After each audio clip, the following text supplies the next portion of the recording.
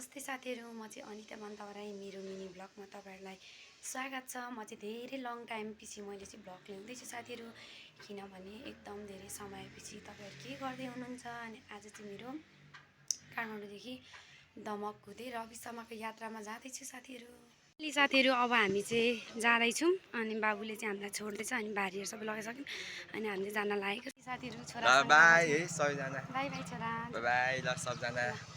अब हामी चाहिँ गएको साथीहरु। ओके ल गएको ल बाइ साथीहरु। हामी चाहिँ एयरपोर्टमा आइसक्यौं अनि यहाँ चाहिँ मेरो सामानहरु लगिसक्यो भित्र। म चाहिँ जाँदै छु साथीहरु। यहाँनेरि क्रम हेर्नु ला अस्ति पनि अब भेट्न आउनु भएको थियो हाम्रो भारी अनि यहाँनेरि हामी मेरो भाइ यस्तो रिच बस्दा चाहिँ राम्रो हुन्छ जस्तो छ। हुन्छ हुन्छ ल ल खै त नमस्ते गर्नु मामालाई, नमस्ते मामा भन्नु। फाइनली साथीहरु अब भाइसँग मेरो चाहिँ भेट भइसक्यो। अब हामी चाहिँ यहाँनेरि भाइले चाहिँ हामीलाई छोड्न आइसक्यो साथीहरु। अनि अब भाइले चाहिँ बिदाई कार्यक्रम जहिले हाम्रो बिदाई रिसिभ गर्ने पुर्याउने ओर्ने भाइको काम भइरहेको छ साथीहरु। अब हामी चाहिँ छुट्न आँटेको।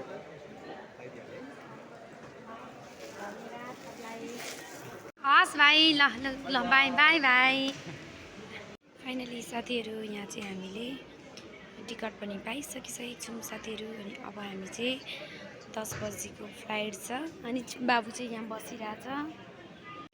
हामी दुईजनाले चाहिँ बाबुले र मैले देखाउनु छोरा यस्तो देखाउनु न। म कफी बाबुको यो के हो के खानु भएको फुड के रे छोरा अलिकति देखाउनु न, अलिकति यस्तो देखाउनु न, यता यता अलिकति मेरोसँग खै चेस गरौँ चेस।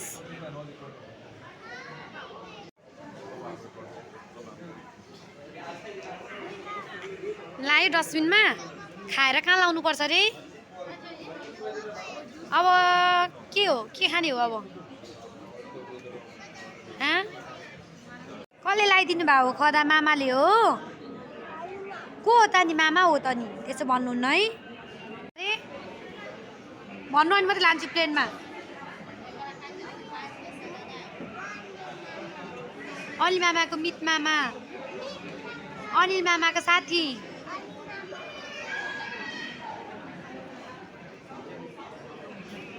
यो अंकिता नानालाई गिफ्ट किनिदिनु भएको अरे नि। कसले किनिदिनु भयो? मामाले। मलाई तितो भयो कफी। तपाईँ खानु न, तपाईँ खानु न, तपाईँ खानु न। के गर्नु अब यो तितो भयो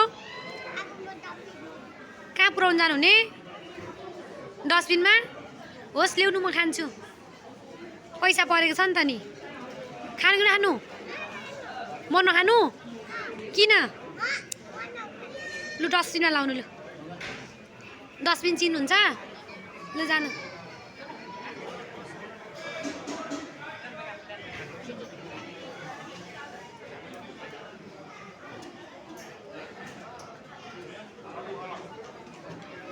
किन कुदेर आउनु भएको नि? बिस्तारै आउनु लडिन्छ। हस् कति बेला जानु? आज यहीँ राख्ने रे हामीलाई, यहीँ बसौँ ल। के भयो छोरा त हेर्नु न। रोमनलाई नकिनिदिनु भनेको यो खानेकुरा रिसाएर मसँग नि हो के न? किन्दैछ कि त होइन त भन्नु परेको नि। रिसाएर मसँग अनि यो किनेपछि त खुसी बलगम छानिरहेको थियो झन्। अझै कतिको थाहा छ? 500 रुपियाँको। कति गरे? 500 हो। ढाड्दै बस्नु। अच्छा मै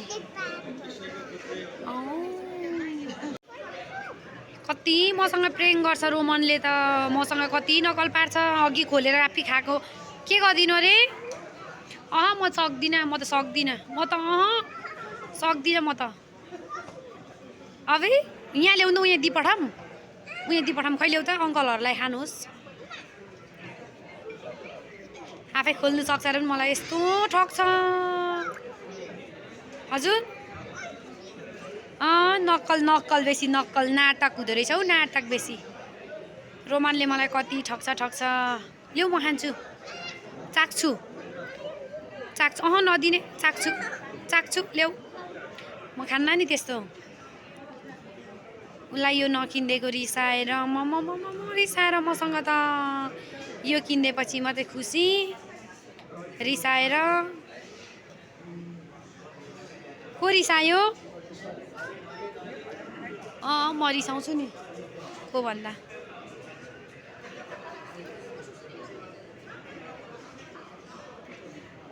नानी चाहिँ आत्तेर अनि ऊ चाहिँ हिँडिसक्यो अगाडि ल्याउ यता त्यो देखाउनु पर्छ उ त्यहाँ चढाएको प्लेन कि प्लेन भन्छ केमा जाने छोरा बसमा गएर के गर्ने फाइनली साथीहरू अब हामी चाहिँ बसमा चढिसकेको छौँ बसबाट चाहिँ अब हामी जाने हो प्लेनमा हो हामीलाई चाहिँ बसमा बस्न सक्नु भयो अरे प्लेनमा जाने बसमै जाने भयो भनेको प्लेनमा जान्छ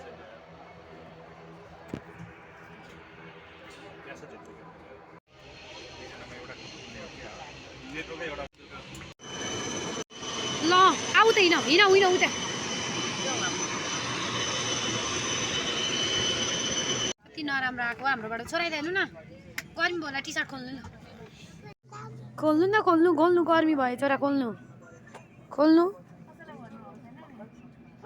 साथीहरू अब हामी चाहिँ फ्लाइटमा चढिसक्यौँ अनि चढिसकेको छौँ साथीहरू अनि यहाँनिर हामी बसिरहेको अनि यहाँ चाहिँ पुन्टु कहाँ छ पुन्टु यहाँ छ अनि म यहाँ छु पुन्टुलाई चाहिँ एकदम धेरै पुन्टुको चाहिँ ब्यागभरि चाहिँ पुन्टुको सामानले नै भरिसकेको छ साथी चाहिँ पुन्टुको खानेकुराले नै भरेको छ नि एकदम धेरै पुन्टुको ब्याग हरायो है पुन्टु कानमा रुवा लाउनु न छिटो चकचक गर्नुहुन्न हस् छिटो हस् पेन कि बेल्ट किन त्यो लाउनै पर्छ छोरा बेल्ट लाएन भने हुँदैन बेल्ट लाउनुपर्छ छोरा हस् फेरि हेर्नु न चकचक गरेको चकचक गर्नुहुन्न हस् खै हस् भनेको छोरा हस् भन्नु न छिटो नानी रेडी भइसक्यौँ साथीहरू त्यही हामी आउँदैछौँ यहाँ ल्याउनु त्यो के गर्नु भयो अब चकचक गर्नुहुन्न हस् खै मान्दैन साथीहरू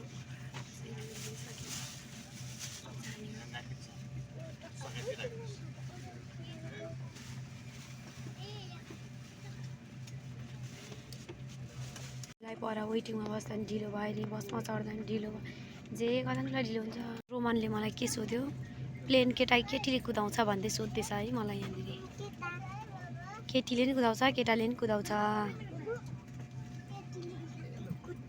पढ्नुपर्छ नि त यो त पढ्नुपर्छ धेरै तिमी पनि यस्तै पढ्ने ल हस् खै हस् भनेको हस् एन्ड ब्याट